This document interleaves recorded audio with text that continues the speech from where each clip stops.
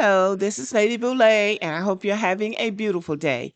Thank you for your support. Thank you for subscribing to the channel. Thank you for your comments, and thank you for your thumbs up. Thank you for all you do to support the channel. And yes, we are commanded to love one another, whether we want to or not, or whether we agree with each other or not. And today we're talking about the Black Chicagoans again, because the Black Chicagoans have had enough and they're turning up at those city council meetings, and they are showing the Chicago City Council that they are smarter than they are giving them credit for, because we have been too nice in the past.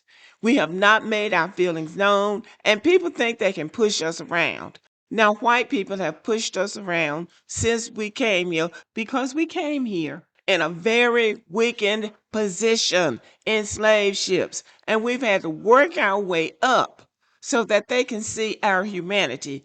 But now we have gained strength in these 400 and something, 500 years. And we are saying, you look at my humanity too, I have to look at yours. And what they do is that they take black people that can be manipulated and make them the leaders, just like that mayor of Chicago.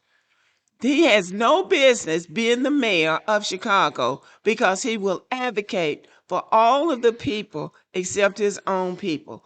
Every time a Chicago City Council meeting comes across my For You page and a black woman is talking, especially the black woman with the braids, I don't know her name, but she knows how to say things because she knows the history of the city and she knows the history of black people in Chicago. And she's going to have her say.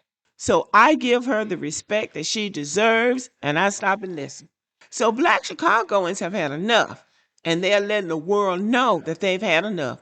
They're not afraid to speak up, and they're speaking up. Jessica, please begin. The reality is this. Black people's voting is not in danger, and you know it's not. And you know it's not. I'm 63 years old. I've been voting since I was 18. I have never had a problem voting. Now, that may apply to my mother and father. It applies to my grandparents. Surely it does. And in fact, because it does, every single person in this room, including that Jewish lady that just got up and talked, need to really be thanking us.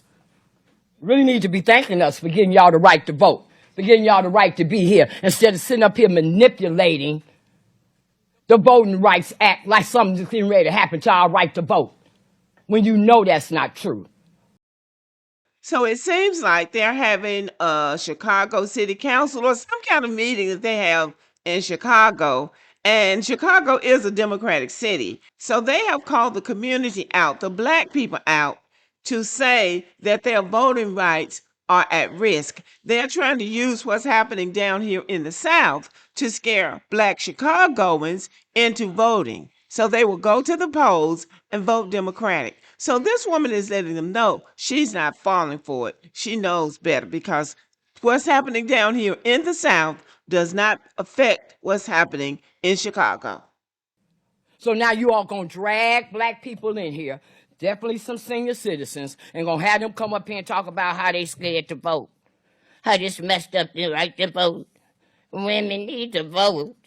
All that junk, when you know it's not true. Just like you sit up here and make like black people can't get IDs. Us requiring IDs to vote.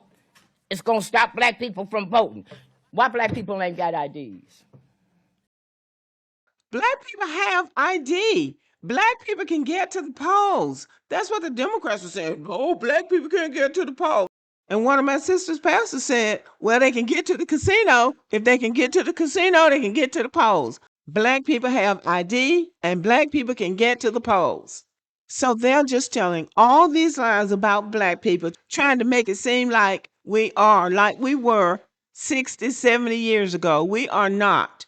We are a brand new, fresh, and fly black people. And we don't need other people to speak for us. They are concerned about the migrants, but they are using black people. They're really concerned about the migrants, legal and illegal. And black people know that. And that is why black people in Chicago are pushing back.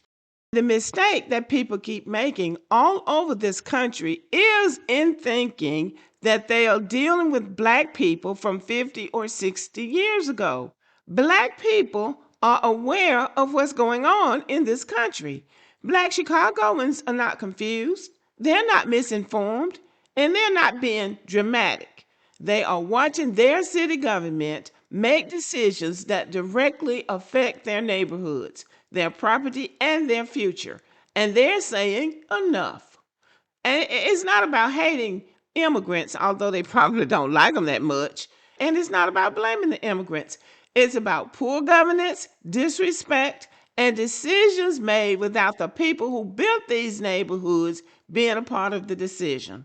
So Black Chicagoans are speaking up because they feel like the city is moving fast for everybody except them. And they are right to express how they feel. And the disrespectful part of it is that they feel they are being ignored in their own city. For decades, Black Chicagoans have been asking for the same things: investment in their neighborhoods, safe housing, strong schools, and real economic opportunity.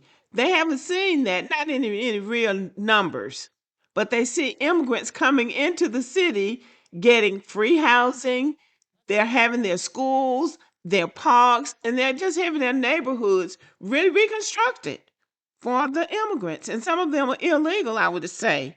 And they don't like it, and they're speaking up about it. And they're angry because when a new crisis arrives, the city finds emergency funding, buildings, staff, transportation, and they come up with solutions overnight. With crisis, especially relative to immigrants, but they can't find any solutions for them, the people who have been there all the time and who made the city or who helped to make the city what it is. So Black residents are looking at them and saying, so you can move fast. You just don't move fast for us. And that's what Black people are saying all over this country.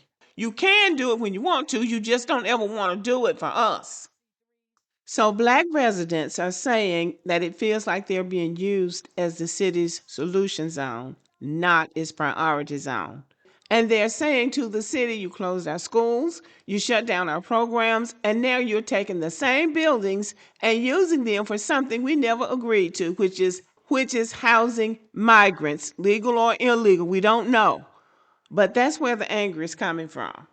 And so Black residents are asking, how do you find millions of dollars for new arrivals when you've ignored the people who've been here for generations?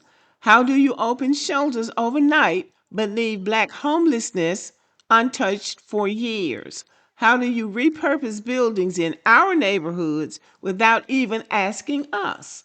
These are governance questions, not cultural ones, because at the end of the day, the Black Chicagoans are probably no more xenophobic than anybody else. They don't care if the city says it needs X number of migrants, then the city needs X number of migrants.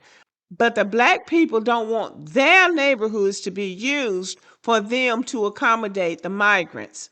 Black Chicagoans built the labor force, the culture, the politics, the music, the neighborhoods, the history, everything that makes Chicago what it is. And now they feel politically sidelined and economically deprioritized. They feel socially dismissed and pushed out of decisions that affect their own blocks. The message is simple: we're not going to be invisible in a city we helped build, and they are right, in my opinion. So they're not so much angry at the migrants, illegal or illegal. They're angry at the city government that refuses to prioritize them, refuses to listen to them, and refuses to protect the neighborhoods they've held down for generations. It's about respect, it's about fairness, and it's about accountability. And Black Chicagoans are done being quiet, as Black people are all over this country. Y'all, the bottom line is we have been too nice. We have let people get away, and get away forever, really. And now it's our own people like Brandon Johnson prioritizing immigrants over black people because black people have been silent. We have suffered in silence so long that people expect us to continue doing it. But as I said before, it's a new kid on the block. We have been quiet long enough and we have given people a chance to do the right thing. But as long as you don't say anything, they won't do anything. So finally, we know that it's the squeaky wheel that gets the oil. It's the one that makes the most noise that gets what he needs. So now we know, and we'll take it from there. Okay, y'all, let me know what you think about the video and have a good day.